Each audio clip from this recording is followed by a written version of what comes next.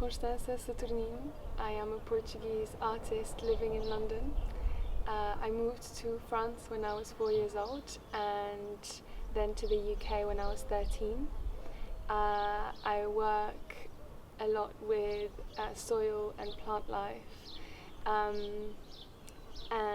explore themes of home and shelter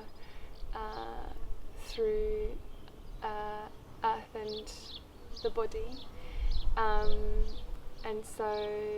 hence why I was really interested in coming back to the country where I was born and exploring the soil here and the plant life here and diving into feelings of homeland and non-homeland. So I was really excited to explore the plant life here. Every year when I come to visit family, I always feel a very strong sense of plant blindness, and it's always felt really odd that I can always read the plant life in the UK but not here, where I was born, and the country that I speak the language of with family. And so something really funny happened where in one of my walks, I stumbled upon a plant that is very dear to me. It's called ribwood plantain, and it helps me every year with my hay fever because it's a natural antihistamine.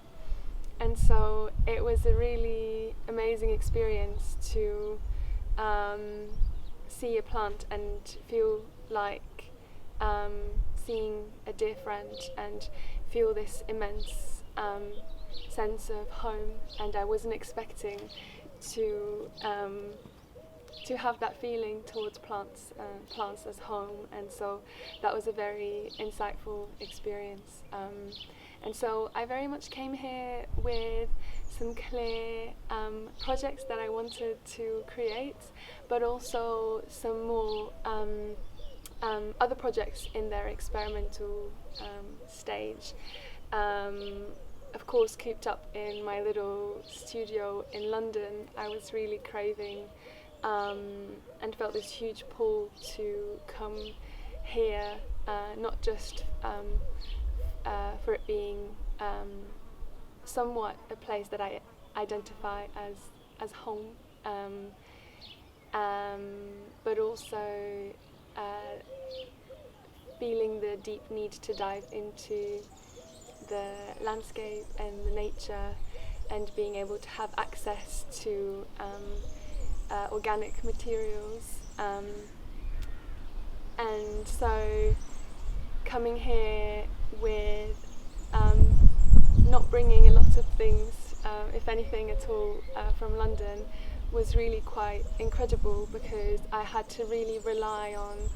what I could find, and this place was amazing for that because it is really resourceful in terms of organic materials, but it was also a challenge, as I'm so used to in the city, to be able to get things quite quickly and find things, and so it was a really immersive experience and challenging, but in a really good way. And so I very much enjoyed being able to create the things that I had really felt like I didn't have the space and the time for in the city, and that I could really dive into those projects and create them, and it really allowed me to see what I'm capable of, and then also the projects that were more in their kind of experimental stage, I was able to also let the landscape and this beautiful place bring things to me that I hadn't expected. So there was an openness as well coming into this, as well as a kind of a clear idea that I had, and I felt like I was really able to explore both those things, and I was really grateful for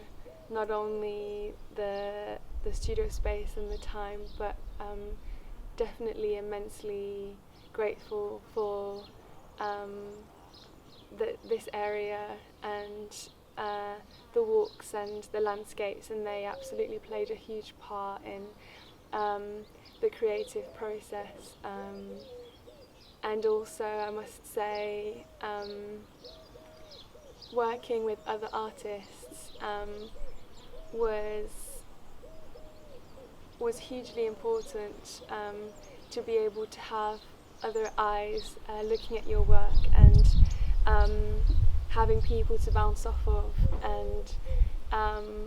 but also to be able to talk outside of the studio and go on walks together and talk about our creative process, and but also learning about other people's creative process. And yes, it was really an all-round incredible experience, and I'm very grateful for this place and for my amazing colleagues who I shared this time with. And so I did want to say a big thank you to Céline Cadara, Mariana Martins, Maria Matias, and of course a big thank you to Ana Niclette and Paulo Brigenti. Muito obrigada e até à próxima.